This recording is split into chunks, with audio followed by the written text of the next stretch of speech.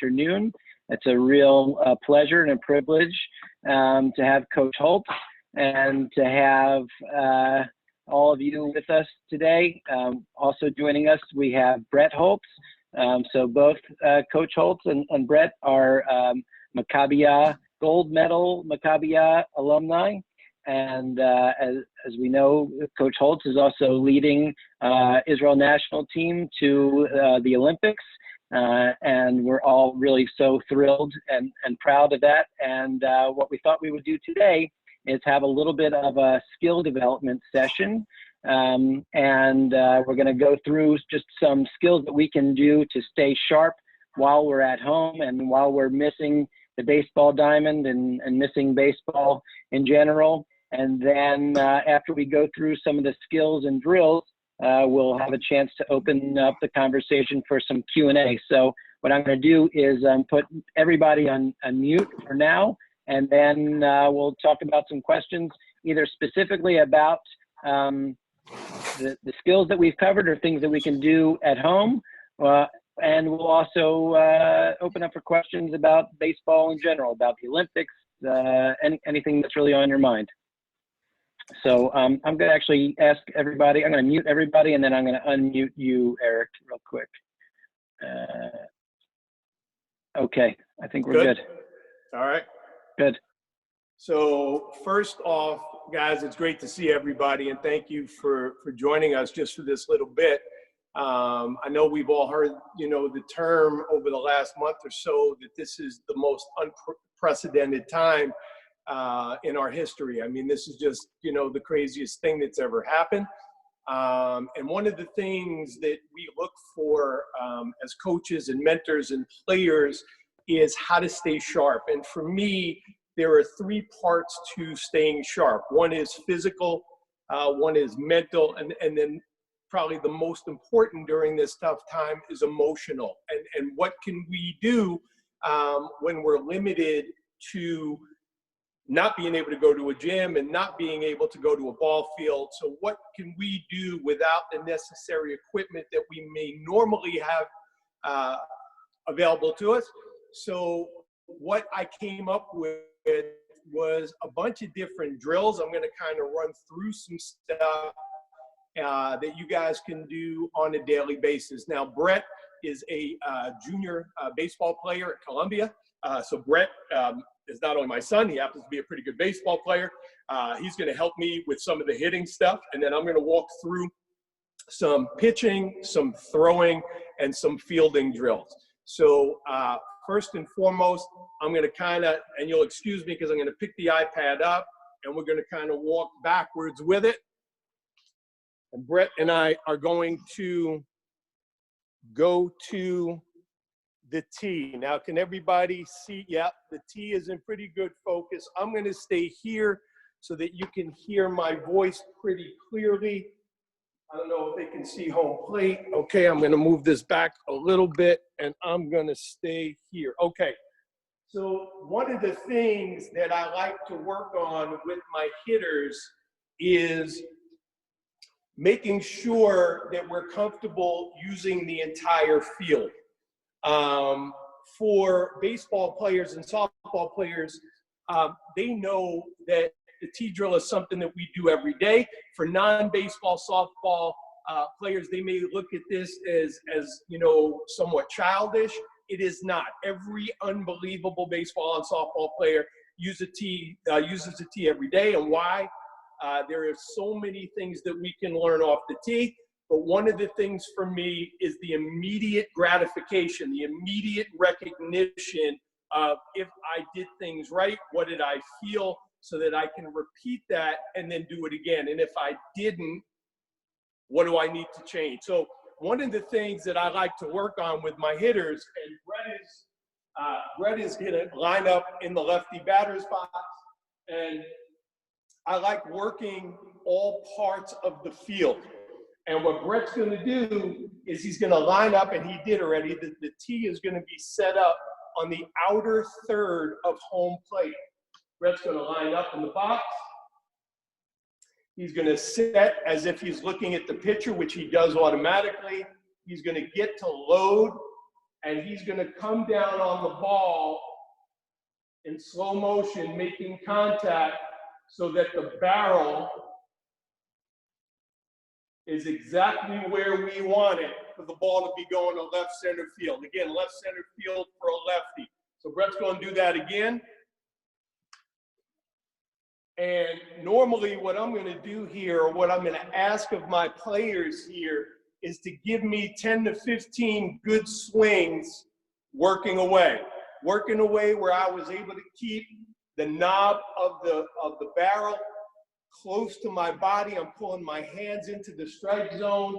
As Brett's going to show you, slow Brett, the knob is coming down to the ball, which is going to keep the bat at a great contact point. Okay, so we're going to start 10 to 15 swings working away. Once Brett is done with that, we will move this to middle, okay?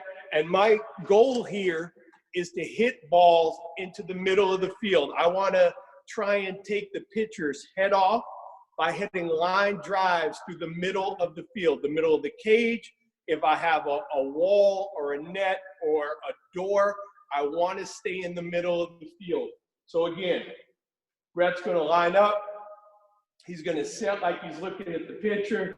He's going to go to load, and he's going to come down, and his contact point is going to change here where the bat is making contact with the ball, and the idea is that this ball is going to go straight through the middle of the field.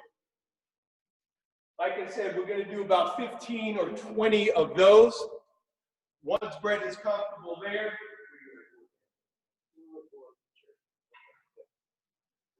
and as you can see, we're going to change now to the inner third and working on the inside pitches that are going to be what we call pull side, okay? If you can see, what we never want to do is put the tee on home plate. Too many people make that mistake of putting the tee on home plate. For me, for Brett, to hit the ball properly on an inside pitch, he's got to be able to get the bat out in front of home plate. If I let that ball get to me back on home plate, it's going to be either up the middle or the other way. So we're going to work on pull side inner third here. So again, we're going to go back to the same. Brett's going to set up, contact point. If you can notice there, all he did differently was pull his hands in, his head stays on the baseball the entire time. He's going to pull the knob down, and we're going to try and hit 15 or 20 balls to the right side.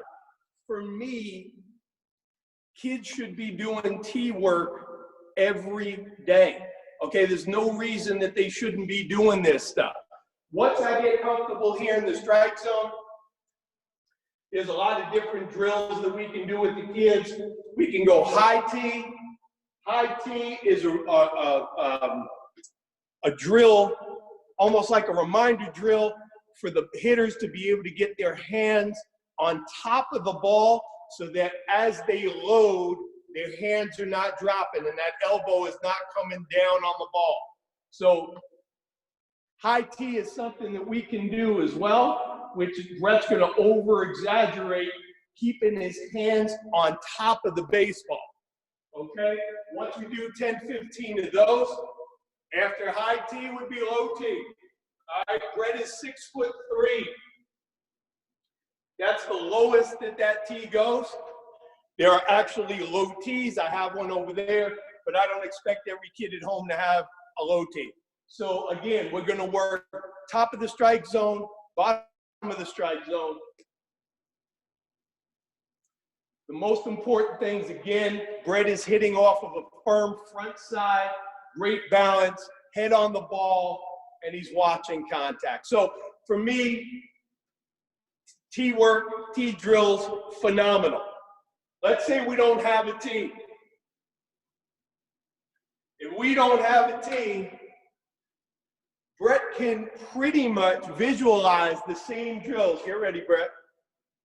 in what we call dry swings. Dry swings means that I'm not swinging at anything. I'm almost visualizing and making believe, but the swing should be real and live swing.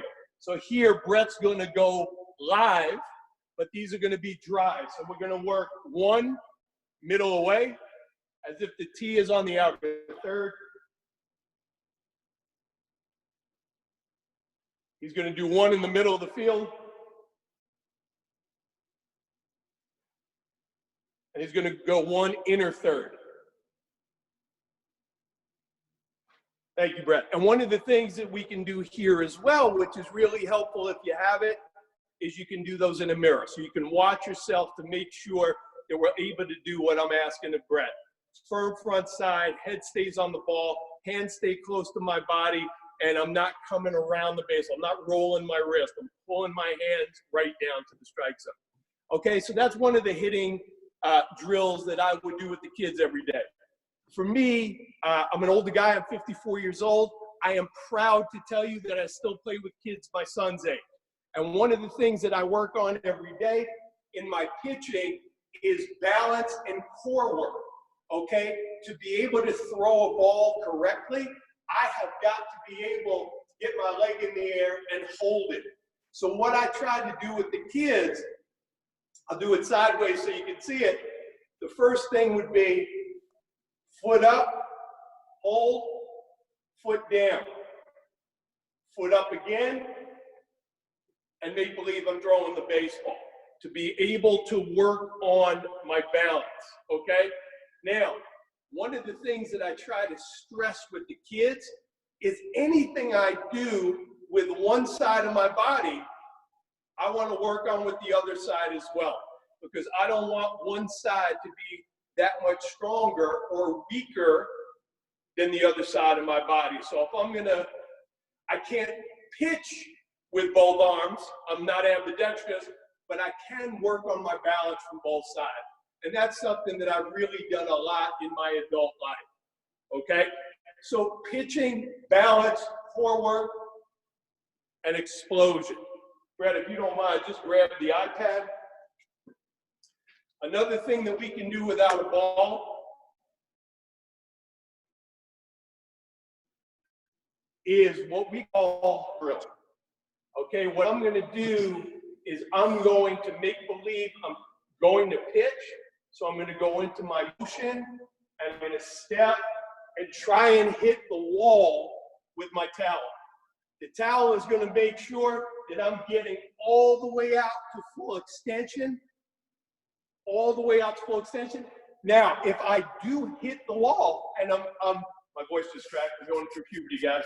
If I am able to hit the wall, then I'm going to move back a little bit, and I'm going to try and make it a little bit more difficult for myself so that I can go into my full windup.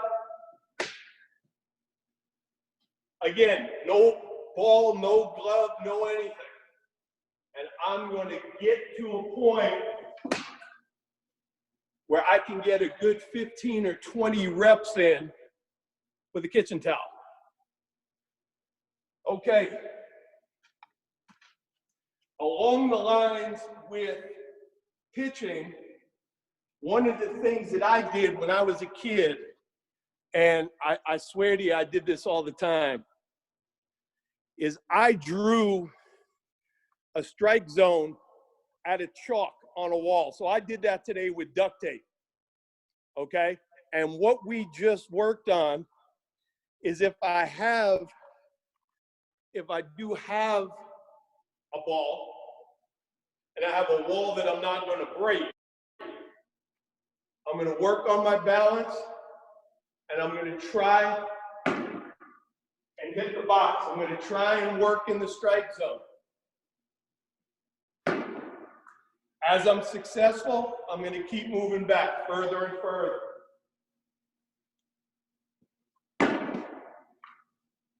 I can get back as far as I have to. This worked for baseball or girls softball, okay? It's just about getting creative. When I did it as a kid, we used chalk.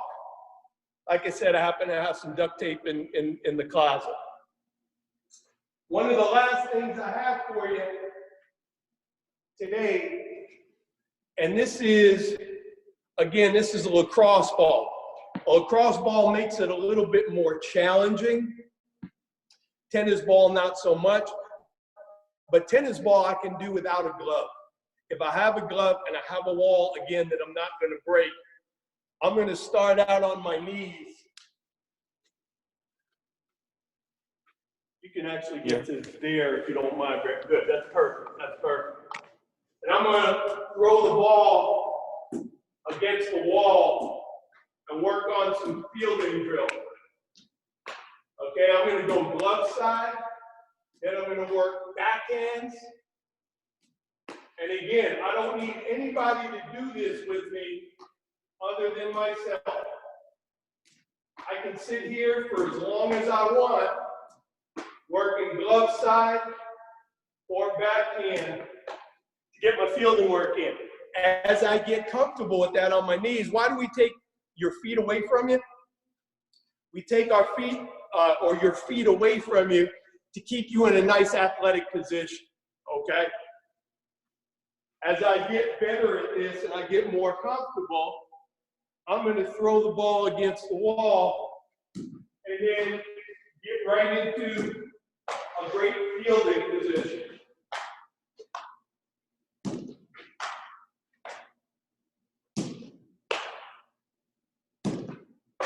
And again, at 54 years old, I swear to you, this is not just stuff that I'm talking about.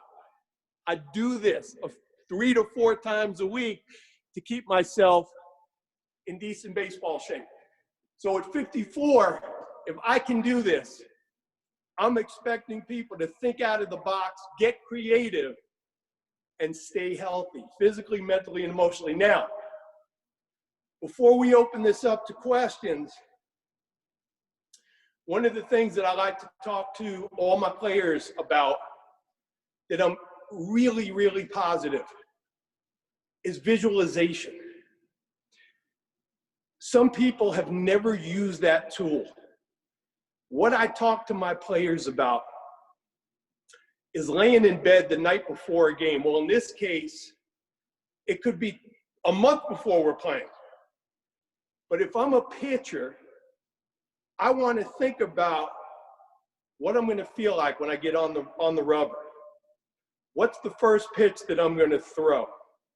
If I'm a hitter, it's the other way around. What am I looking for? What am I attacking early in the strike zone?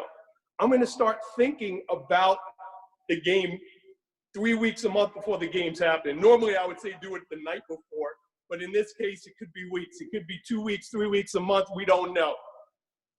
Think about the game that you play. Too many kids are playing too many video games instead of using these tools that we have available to us. And when I was younger and I was playing, we didn't know a whole lot about visualization. Okay, visualization for me, confidence building drills are huge. So that's what I got for you, Shane. I don't think I ran over. I think I'm pretty good as far as timing goes, but those are a couple of things that I would recommend we have those kids do, and stuff that they can do without a whole lot of equipment. And here I am. Any questions or anything for Brett and I, we're happy to answer them. Well, first of all, thanks, guys. I can see a mad dash for the kitchen towels, and I can hear the thuds of the lacrosse balls against the walls in people's homes right now. So that's really awesome. Great practical tips there. I guess to keep people from stepping on one another, I'll ask that you enter questions into the chat box, and then we'll see how they work out. And if there's an opportunity for us to open up the mics, we'll do that. So if you have questions, bring them on in the chat box, and I'll try to help you get through all of them. Okay. Hi, Samara. Great to hear from you. Samara Wiener is coaching 6-year-olds. So she wants to know if there's anything specific that you can recommend for that age group. So for 6-year-olds, when my kids were 6, they used to be, I don't know if if it still exists. There used to be a CD game called Where's the Play? Where's the Play? What happens is when you're teaching 5- and 6-year-olds and they're on a T-ball field together and one ball is hit, you have 9 kids that all charge the ball at the same time. So you want to start to teach them the basic fundamentals of the game, okay? Keeping it fun, and I'm not being funny, you know, not because this is Maccabiah, and sometimes things are done the opposite way in Hebrew, right? We don't want the kids running to third base. So something as basic as teaching them the very fundamentals of the game at 5 and 6, making sure it's fun, and keeping the kids moving at all times would be the greatest recommendation that I have. Awesome. Coach, are you recognizable in Israel? Do people recognize you when you're in Israel? Well, you know, they think I look like the guy from Fauda. They think I look like Duran from Fauda. People that are involved, obviously, in baseball, you know who I am in the country now.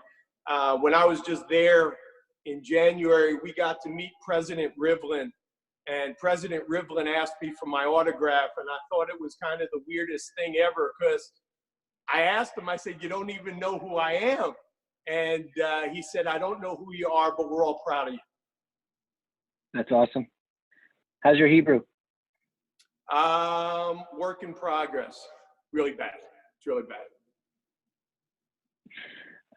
Okay, Joey Ravikoff, hi Joey, has a question for you. He's thinking about mobility. So from a mobility standpoint, what are some things that he can do just in his house?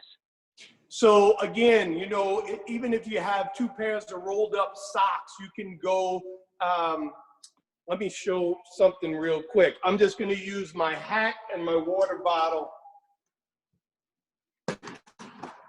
So this is something that we call lateral movement drills, okay, where I never want to cross my feet in baseball. So it's shuffle, shuffle, tap, shuffle, shuffle, tap. I always want to work on having great lateral movement in baseball without crossing my feet. If you have a ladder, there are some tremendous ladder drills that can be done as well. And you know, we really don't need to do a whole lot outside with that. Awesome. I have 2, an athletic trainer and a physical therapist. So their minds are, how can we keep conditioning and recommendations for preventing overuse, especially with the younger athletes? Well, are you guys talking in general, or are you talking about right now during the COVID pandemic? As far as I think now. Right now, well, I don't think there's anybody I know right now, Aaron, that has any kind of overuse injuries. For me, it's quite the opposite. For me, in 2020, I am more concerned about the kids that are playing on multiple teams within the same season. These are kids that are playing Little League and then on 2 different travel ball teams, and people aren't communicating with each other. So a kid might have pitched on Thursday, then he's going to pitch again on Saturday. Those are the things that I really worry about. And I can't stress enough within my own program that everybody communicates when kids are playing on multiple teams. Today, with you know, the Corona pandemic, I don't know that I have any worries or any issues about anybody overthrowing, because I don't know how many people are truly throwing baseballs. So for me, I think the most important thing when we all come out of this on the other side is everybody's going to be in a spring training mode, almost like it's February again.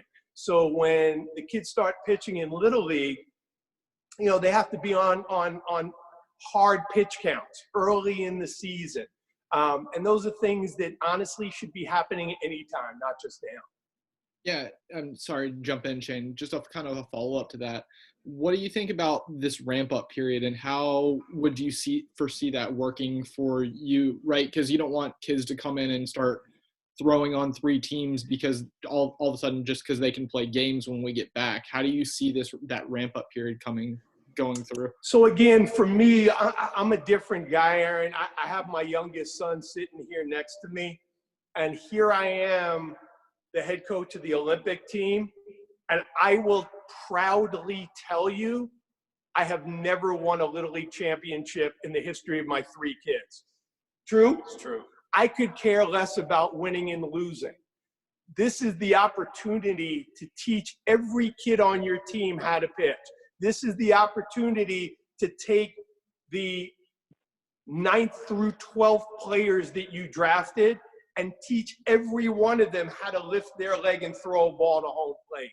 So again, it depends on how we teach the coaches, and then how nuts some of these dad coaches are, and they just want to win trophies and they don't care, or we're doing this the right way to help these kids stay safe so that they're playing, when they're old like me.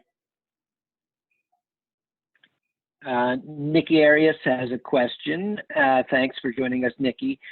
She wants to know, I guess, 2-part question, and I'll let you answer the first part, and then I'll let Brett answer the second part. How are you keeping your players motivated to train when they don't, the end of this is not really in sight? And to Brett, your college season was cut short, and you don't know when you're going to be back in school, so how are you staying motivated? I'll let you answer first.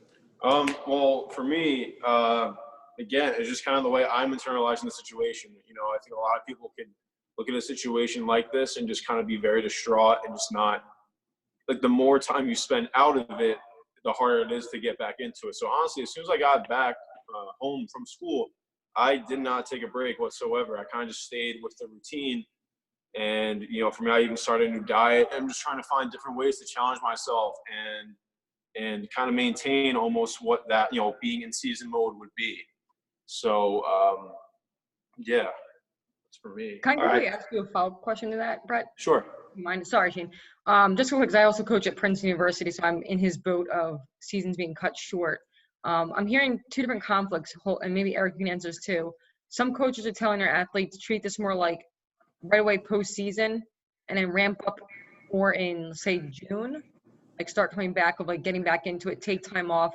A lot of kids are grieving it. I don't know if you have any kids on here who are seniors in high school who are also feeling that their seasons are getting cut short. I know in New Jersey right now, we're in a pretty bad situation where we're not even be returned back to school.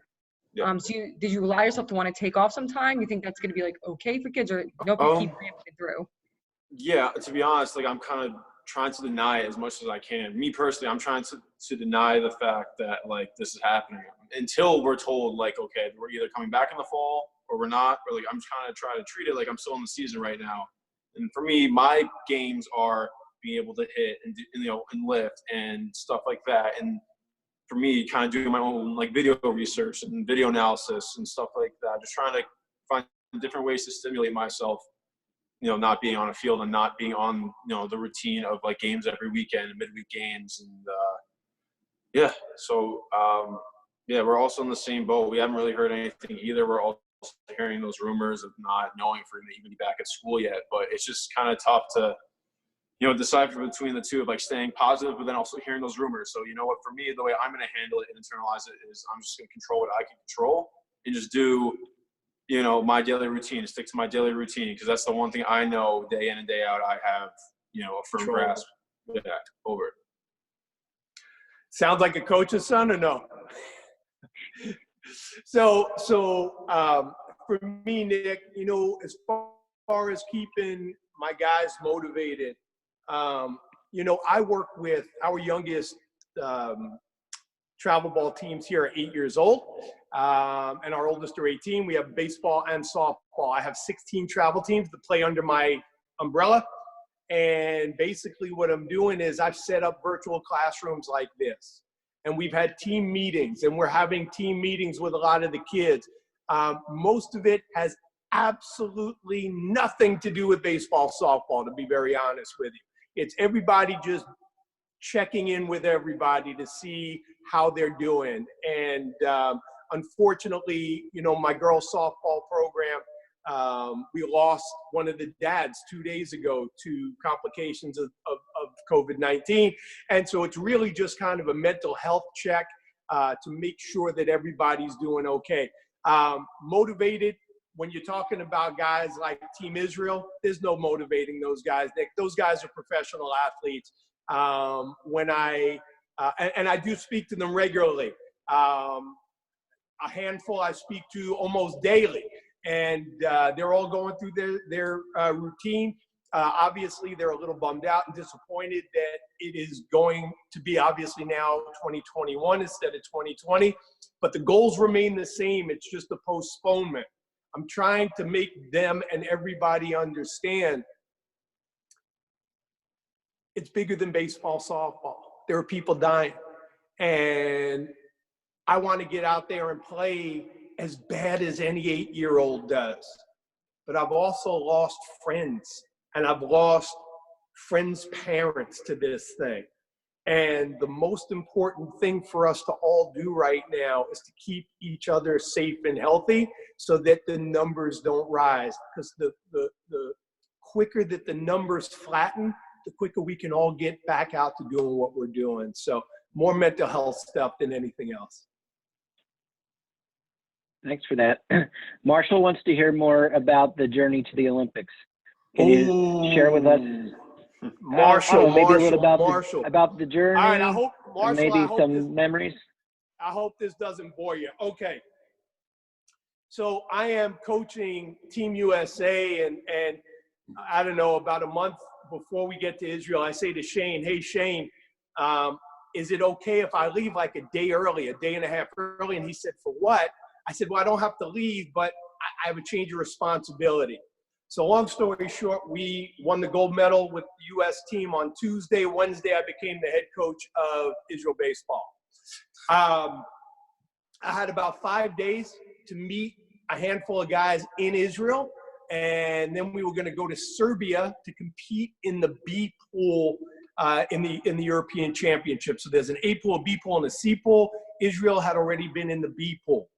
So I get to Serbia. We have 2 days to figure out who my lineup is, what my pitching rotation is, how good are we, who's playing where, and can we compete? Long story short, we lost in the championship to Austria with a decent team. I say a decent team, and I mean no disrespect to my team at the time, but I play on some men's teams here in the States that could have competed, okay? And we weren't that great.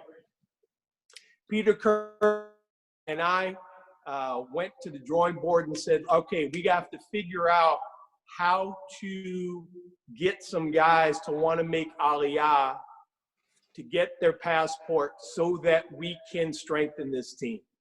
My hat goes off to Peter, because Peter really worked tirelessly on making that happen. So now I fast forward 2 years.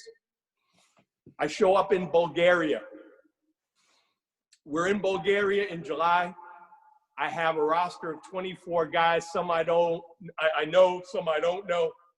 A lot of these guys are indie ball guys, affiliated guys, really no big leaguers. We beat Serbia. We beat Ireland. We beat Greece. We beat, Russia once, and then we beat Russia in the championship game, who was caught cheating, by the way. Their entire infield was Cuban nationals playing for the Russian national team speaking Spanish. Now, in baseball, this is still in the B pool. In baseball, the game ends in a tie. It goes to what they call California tie break. Now, California tie break is mostly a girls' softball tournament decider. It's a game decider. They start with runners on first and second, nobody out. They try and force action. So Russia is up in the top of the 10th inning.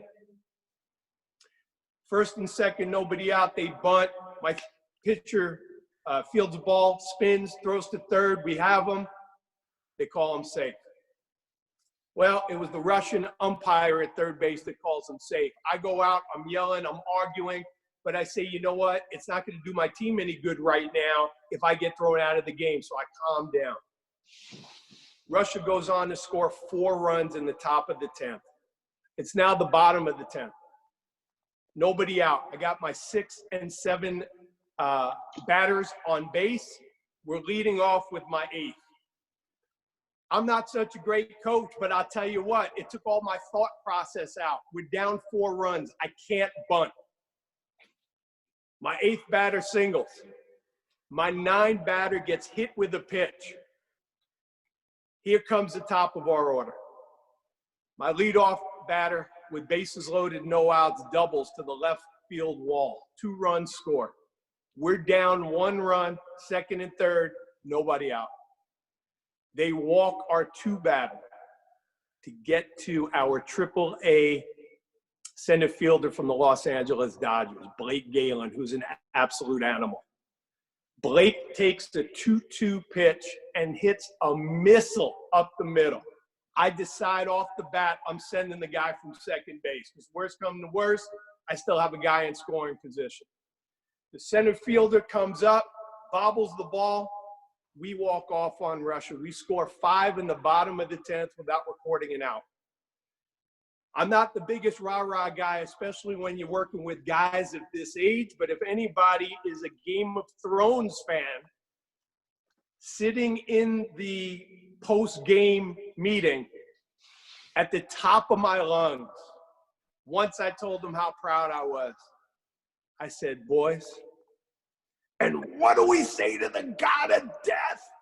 And the whole team goes, not today. And that's how we walked off on Russia. So we go 6-0 in Bulgaria. We now have to go to Lithuania. We play Lithuania in Lithuania. The field is on the middle, and I'm not lying, the middle of a horse track. Okay? The field is on the middle of a horse track. So what?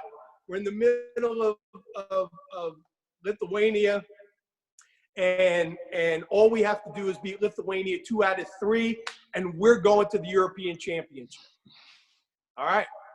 We just crushed Lithuania in two games.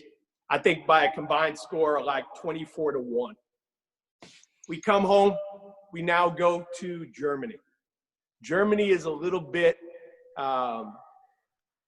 emotional, to say the least. Okay? I am not a crazy religious guy, but the history of being in Germany is just, it's unbelievable. To be Jewish and to be allowed to be competing as an Israeli team in Germany, I got chills now just talking about it like I was just there. 12 teams are in Germany. 5 make it to Italy for the Olympic qualifier. As it turns out, we win our first 4 games. We beat Great Britain, Czech Republic, Sweden, I think maybe Switzerland. We're 4-0 with arguably the best 3 teams coming. We got Spain, who, if you guys know anything about the Yankees' history, is managed by a guy named Luis Soho. We have the Netherlands, who's 8th in the world, and we have Italy, who's like 12th or 13th in the world. Okay? We decide as a coaching staff we're not going to show them that much. Why? We're 4-0. We pretty much locked in 5th place. So we go out there, and Spain just beats us up bad. It's like a men's softball game. They beat us 16-11, literally just rockets. Boom, boom, boom. Balls are being hit out of the park. So they feel a little bit too cocky and too comfortable. So we get to Italy. Who's our first game? Spain. We beat Spain 3-0 when it counted. Our next game in Germany is the Netherlands. The Netherlands just puts it on us bad, like 13-4. They just crushed us. I shook hands with the coach after the game. I said, Coach, that's a great job. Really, really nicely done. After beating Spain now in Italy, we have the Netherlands next. All we did was beat the Netherlands 8-1. The 8th ranked team in the world. We shut them down. The next day we have the European champion. The European champion, Netherlands. And we have Italy last. Italy is last in Germany. Italy beats us on a walk-off in the 9th inning. We have Italy tied 2-2 in the 8th inning in Italy. Crowd's going crazy in Italy. Obviously, it's the home team. We have 1st and 3rd, 1 out in the 8th inning. We call a safety squeeze. First baseman bobbles the ball. We score. They bring in this kid that I've always wondered about, but I wanted to see him. His name was Pat Venditti. Pat Venditti. Anybody ever hear that name? Well, if you didn't, I'm going to tell you why you should know it. He is an ambidextrous pitcher. He pitches from the left and right side.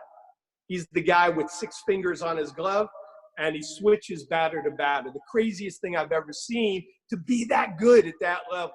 Well, they bring Pat Venditti in, and we put up 5 against him. And we end up beating Italy 8-2. 8-2. Israel is in control of its own destiny. All we got to do is take care of the Czech Republic tomorrow, and we beat the Czech Republic in Germany. We should be good to go. And that's why you play the games. The Czech Republic beat us that night 7-4. We just couldn't figure them out that night. They had this pitcher who just shut us down. We'd score 1, they'd score 2. We'd score 1, they'd score 3. We just couldn't catch up to them. So now, our last game is South Africa. We have South Africa to determine whether we're going to the Olympics or not. Yes.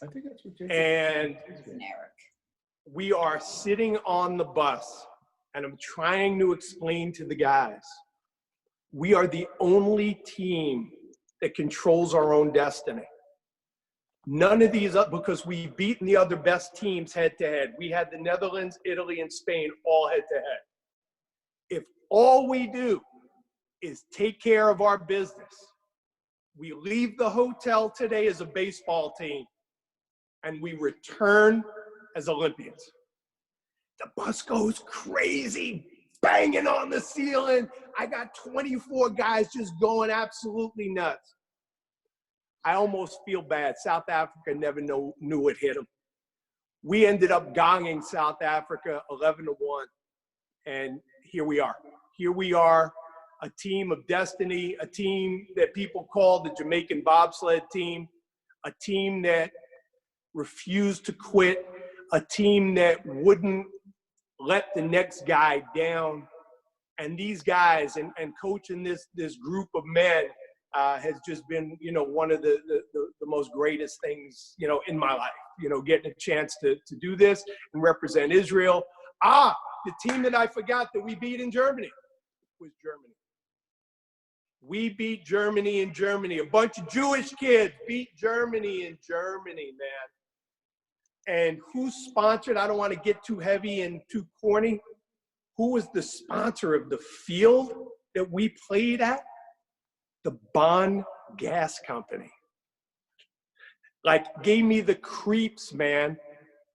We were a team of destiny, and Israel on back-to-back days beat Germany and Great Britain. That if somebody would have told anybody that 40 or 50 years ago, they would have probably been committed or killed. But we had an opportunity to do that. Now, for the first time, Israel is sending a team sport to the Olympics for the first time since 1976. So if I have to wait 1 more year, don't worry, I'll be there. It's been worth it. It's been a heck of a journey. So there's four teams out of the 6 have qualified to this point, right? Correct. Japan qualified. They're the number 1 team in the world, but they're also the host team. Korea and Mexico came in 2nd and 3rd in what's called the WBC, the World Baseball Softball Confederation, Super 12 or whatever it was. They came in 1st and 2nd. And the Americas tournament was supposed to have taken place in April in Arizona. That's been postponed. And the last one was supposed to be in Taiwan in April, and that's been postponed. So we'll find out who the other two teams are shortly. When does the scouting begin, or has it already begun for the other teams that have already qualified? Well, what's crazy is even in Italy, man, I was doing interviews with the Japanese media after like 2 or 3 of our games. They had their full coaching staff and advanced scouting there watching us. For us, we'll probably start sending people if the budget allows to the Americas tournament as well as Taiwan.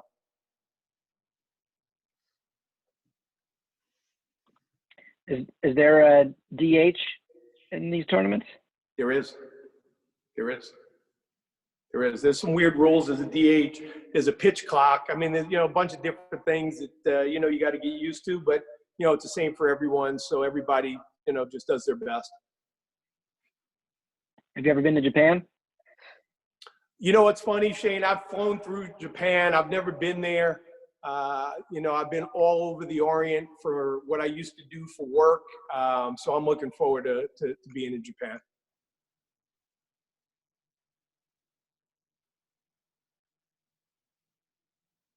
Everybody. Let's go back a little bit further to the Israel Baseball League. Can you share with us a memory from that experience?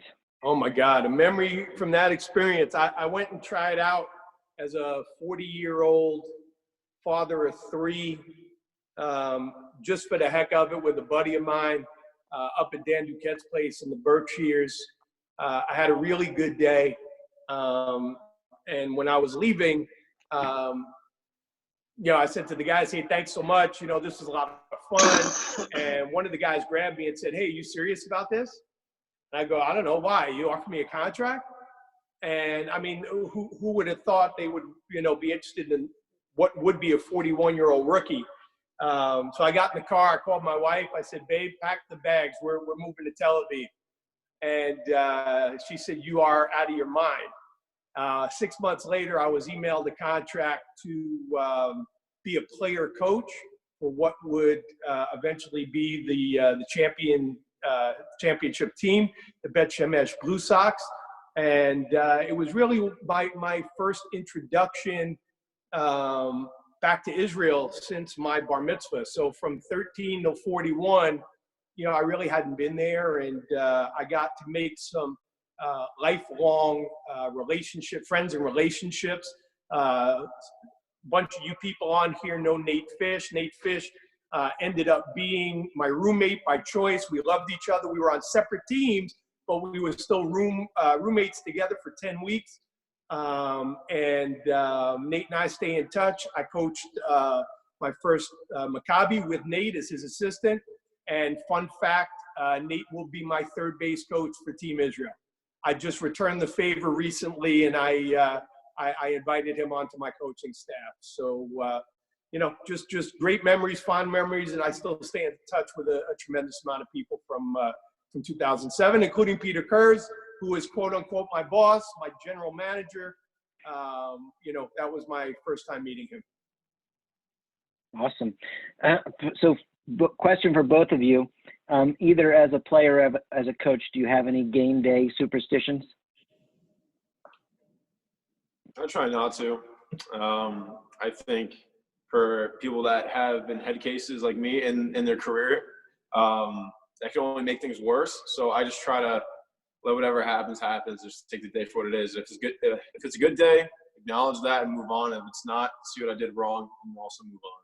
I mean, I try not to buy into that stuff as much. I am the least superstitious person you'll ever meet in your life, which is why I've worn number 13 for my whole life. In high school, I had the choice, and I chose to take 13. Everybody told me it was unlucky, and I told them, I'll show you how unlucky it is, and I continue to wear that number today. It's the name of my company, Game On 13. So I'm not superstitious at all. I think you need to prepare. You need to prepare in life. If you prepare in life, then there's no reason to be superstitious. If I don't prepare, that's also a conscious decision, okay? So if I fail to prepare, I prepare to fail. Whether that's superstitious or not, I don't know, but I try to prepare in everything in my life. Who are your baseball heroes? Wow, my baseball heroes. So for me, my dad passed when I was 11 years old, and my dad got to see Lou Gehrig and Babe Ruth play. Lou Gehrig was a first baseman at Columbia University, and for me, probably my biggest baseball hero is sitting next to me, because it's been very difficult for him to grow up sharing the same last name as his father, who's kind of been known for baseball and coaching and playing and whatever. And Brett has always just, put his nose down and grinded, and he was going to outwork everybody around him. I truly try not to have heroes that play a game. One of the things I try and teach the kids and talk to the kids about is you can admire people and how they play, but your heroes should be your parents and people in your life that have a daily impact on who you are and what you do. Okay, I'm not going to ask the same question to Brett then, because if he doesn't say you, we're in trouble. No, he can say whatever he wants. No, it's a fair point, and if I was able to go first and answer, I definitely would have said my father, as a baseball player, but also just as a parent, and just the way that he has attacked and approached life is something that I try to strive for every day, and I've acknowledged that it's the right way to live life. And he's been my best friend since I can remember. I remember hitting with him in the front yard before Little League game, just trying to get some extra work in. And, he has been there along the way in every, facet of my life, whether it's been social aspect of my life and walking me through things baseball wise and just, life and preparing for life after baseball in a lot of ways. He has been my guy, and he's my hero, as well as my mother, who is the epitome of just sacrificing for her family, sometimes her own well-being for the care of her kids. And it's just, that's also, you talk about what motivates you day in and day out, just motivating myself, knowing that I will always be indebted to the people that have given me life. So those are definitely, my heroes. Probably not the answer you were looking for. If you're looking for those type of answers for me, probably I would say Lou Gehrig, Babe Ruth. We're Yankees till we die. I admired the way Derek Jeter played the game. On and off the field, he was never in the headlines. I like Aaron Judge for those same reasons. Just go about your business, do your job. It's not about you. You're part of a team, and keep it that way. Yeah, for me. Where can we get some? Sorry, go ahead, Brett. Also, I was going to say, for me, I'm biased towards lefty swings since I'm a lefty. So I love, Ken Griffey Jr. I love Cody Bellinger. I love watching Bryce Harper. Just watching different, variations of, lefty swings. It's given me a lot to relate into my own hitting, and kind of helping me come to be as a hitter. That's why I love watching other hitters hit, and honestly, even kids my own age, I love asking questions. Sorry, I just want to add that in. Go ahead. That's awesome. Thank you. You answered the question. Where can we get some Team Israel baseball swag? So I think believe it or not, it's kind of crazy, but I went online. There's like a teamisrael.com or something store. I can send you the link if you want it. It's a gentleman out of somewhere in Florida who is making all the official Israel gear. Is there anything that you want to plug of Game On 13 or anything else? There's nothing that I want to plug other than I want everybody to stay safe and stay healthy, and happy Passover. Nobody ever thought that, Elijah was probably going to be the only one at their table, but this is the first time that's going to happen. Try to make the best of every day. Man, this stinks. Some of this stuff just stinks. It's real easy to get depressed. If you feel like you're getting depressed at all, reach out to me. DM me on Facebook. We can FaceTime. I'll walk you through some stuff. We can talk, and we're all going to get through this and be on the other side, and we'll be better. And I'm thankful for my time with Maccabi USA and for Nate Fish, you know, to initially ask me to be part of something I knew nothing about in 2013, and it's 7 years later, and still, you know, maintaining the relationship and with Shane. So thank you for getting us involved here. Well, before we wrap up, I just want to say thanks to you, Coach, and thanks to you, Brett, for being so generous with your time. Thank you. If you're interested in more of this type of programming, I just entered the URL for Maccabi USA at home, and I also would love to hear feedback about this session. And if you have suggestions for other sessions, here's a survey. Guys, this has been a real pleasure. A little bit about how we can stay in shape at home and share our love of baseball. So I wish you stay safe and stay healthy, and happy Pesach. And thanks everybody for joining us this afternoon. It's been great. Thank you, guys. Thank Nikki. you. Take care, everyone.